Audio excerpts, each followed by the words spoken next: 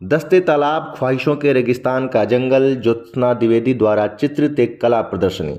जैसे जैसे सर्दी का मौसम नज़दीक आ रहा है और राजधानी शरद ऋतु की शुरुआत के लिए तैयार हो रही है, साथ ही सप्तपारणी शप्राणी फूलों की महक हवा में घुल रही है। शहर के कला परिदृश्य में भी हलचल है, क्योंकि यह पूरे शहर में कई कला कार्यक्रमों के लिए तैयार है। ऐसा ही एक कला प्रदर्शनी जो अपनी थीम और सामग्री के कारण ध्यान खींचता है, वह है दस्ते तालाब, जो सुश्री ज्योत्सना द्विवेदी द्वारा मिश्रित मीडिया कलाकृतियों की एक श्रृंखला है, जो 28 अक्टूबर से 3 नवंबर 2023 तक दिल्ली के ललित कला अकादमी में आयोजित की जा रही है।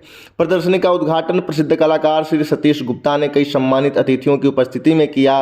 प्रदर्शित कृतियों में पौधों और मनुष्यों में समय और उम्र बढ़ने के विषय को उजागर करने के लिए चारकोल, वाटर कलर्स, एक्रेलिक स्याही और फोटोग्राफी में चित्र और पेंटिंग का संयोजन किया गया है। प्रदर्शनी कलाकार और प्रकृति यानी पौधों के बीच बातचीत के बिंदुओं की खोज करती है और इसके चारों ओर कल्पना विकसित करती है। एक समय में कलाकार और पौधे दोनों अलग अलग प्रक्षेपण पथों पर उड़ जाते हैं, एक ऐसा बिंदु जहां पौधे शाश्वत पुनर्जनन की ओर लौटते प्रतीत होते हैं और मनुष्य ऐसा नहीं करते हैं, जो उम्र बढ़ने और मृत्यु का बिंदु है। यह बिंदु एक जंगल और इच्छा का रेगिस्तान बनता जाता है, क्योंकि कलाकार वहां जीवन की अतृप्त भूख और इच्छा के साथ खड़ा होता है और अस्थायीता से जूझता है। यह एक ऐसा स्थान है जहां कलाकार वसंत की चक्रीय वापसी और प्रकृति में खिलने की पृष्ठभूमि में चिंता, भूख, प्यार, इच्छा और भय की भावनाओं को सक्षम महसूस करते हुए खुद को प्रकट करने में सक्षम है। यह दस्ते तालाब बन जाता है। अपनी पहली कला प्रदर्शनी को प्रदर्शित करने के अपने अनुभव के बारे में बोलते हुए ज्योत्सना ने कहा कि मैं सबसे पहले सतीश जी को बहुत धन्यवाद ज्ञापित करना चाहती हूँ, जिन्होंने अपना बहुमूल्य समय निकालकर प्रदर्शनी का दौरा करने के लिए यहाँ आए। इन कलाकृतियों को मैं जीवन की नश्वरता और उम्र बढ़ने के अपने अनुभव के लिए प्रकृति में प्रतिध्वनि न ढूंढ पाने की भावनाओं को उजागर करने का प्रयास करती हूँ। कभी कभी परोपकारी माँ प्रकृति के विचार पर सवाल उठाती हूँ, तो कभी प्रकृति परोपकारी लगती है। देखिए ये खास रिपोर्ट। ये एग्जीबिशन, इसका जो मेन टॉपिक है वो है इंसान का इंटरैक्शन नेचर के साथ किस तरीके का होता है। एक इंटरैक्शन है जो आपको संस्कृति बताती है, एक इंटरैक्शन है जो आप स्कूल में पढ़ते हैं, साइंस बताती है, दूसरा इंटरैक्शन है जो आपका इमेजिनेशन आपको बताता है। जब हम नेचर को इस तरीके से देखते हैं कि वो हमारे लिए कितना महत्वपूर्ण है या हम उसको कैसे यूज़ कर सकते हैं, वो एक अलग तरीके का पॉइंट ऑफ व्यू होता है। एक पॉइंट ऑफ व्यू होता है कि हम कैसे नेचर में संतुलित तरीके से रह सकते हैं। नेचर हमसे बहुत ज़्यादा बड़ा है और उसमें इतनी ताकत है कि वो हमें डिस्ट्रॉय कर सकता है। तो हमारा ये कहना कि नेचर हमारे लिए है या नेचर हमारी माता है या हमें सुरक्षा देता है, वो खाली एक पहलू है नेचर का। वो हमने उसको वो वैल्यू दी है, लेकिन मैं उससे हट के डायरेक्शन इस तरफ ला रही हूँ आपका अटेंशन कि नेचर जो है उसको इमेजिन करिए कि वो हमसे बहुत बड़ा है, उसको नई मीनिंग्स दीजिए और वो नई मीनिंग्स आप उसको इमेजिनेशन से दे सकते हैं।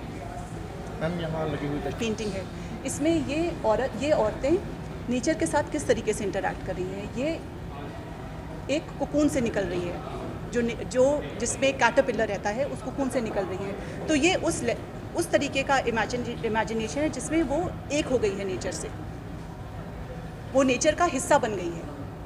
आपके कहने का मैम खाली हमें हमारी संस्कृति, हमारी एजुकेशन नहीं सिखा सकती, वो हमारा खुद का इमेजिन के लिए ज़रूरी है और आज की ज़रूरत सबसे ज़्यादा है इमेजिनेशन की। इन्हीं बातों को मैम और दो चार किस देशों में आपके एग्जीबिशन रही हो, कहाँ का आप सेलेक्ट हो पाए? तो मेरी एग्जीबिशन ऑनलाइन काफ़ी इंटरनेशनल प्लेटफॉर्म्स पे काफ़ी इंटरनेशनल प्लेटफॉर्म्स पे मैंने अपनी एग्जीबिशन दिखाई है। उसकी भी थीम यही थी। जब कोविड के समय सब तरफ इतनी बड़ी विपदा आई थी, उस समय हर तरफ बाग बगीचे फूल रहे थे। वो कॉन्ट्रास्ट, जहाँ एक तरफ डेथ है और एक तरफ नेचर किसी के लिए नहीं रुकता, वो फूलेगा अपने समय पे। वो जो कॉन्ट्रास्ट है वो मैंने उस समय दर्शाया था कोविड के समय, जो कनाडा में एक फोटोग्राफी नेटवर्क है, वहाँ पे उसकी एग्जीबिशन लगी थी। मेरा ये फुल टाइम प्रोफेशन है। मैं बुक इलस्ट्रेशन करती हूँ और मैं आर्ट बनाती हूँ, तो मेरा तो सारा समय इसी में जाता है। मैम दुनियाओं बहुत एक एम्फेसिस के साथ बता रही हूँ कि ये चीज़ें आर्ट से ही बैठ सकती हैं। जिस तरीके की लैंग्वेज, जिस तरीके का इफ़ेक्ट और पावर आर्ट में है लोगों की मानसिकता को चेंज करने का, वो किसी और तरफ फोटोग्राफ है, एक तरफ हाथ का काम है। ये हाथ का काम है, ये इंस्पायर्ड है, पहले के डच आर्टिस्ट होते थे जो बहुत सुंदर स्टिल लाइफ बनाते थे, जिसमें कई तरीके के फ्लावर्स होते थे और बहुत ही सुंदर रिच स्टिल लाइफ बनाते थे। लेकिन मैंने उस स्टिल लाइफ में एक जीप निकाली है। इस जीप से ये भी एक पेड़ में लटकी हुई जीप है, ये लेकिन फोटोग्राफ है। ये दोनों जो हैं, ये दोनों एक साथ ये बताती हैं कि नेचर में इतनी बड़ी रीजनरेटिव पावर होती है, एक तरीके से वो आपको खा के फिर से उत्पन्न करती है, वो इतनी विशाल है। तो ये जीप उस चीज़ को दर्शाता है।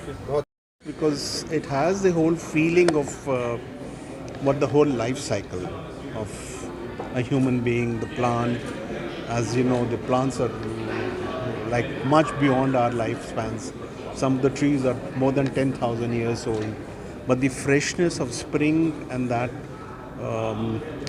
life being so precious is so beautifully expressed in these words.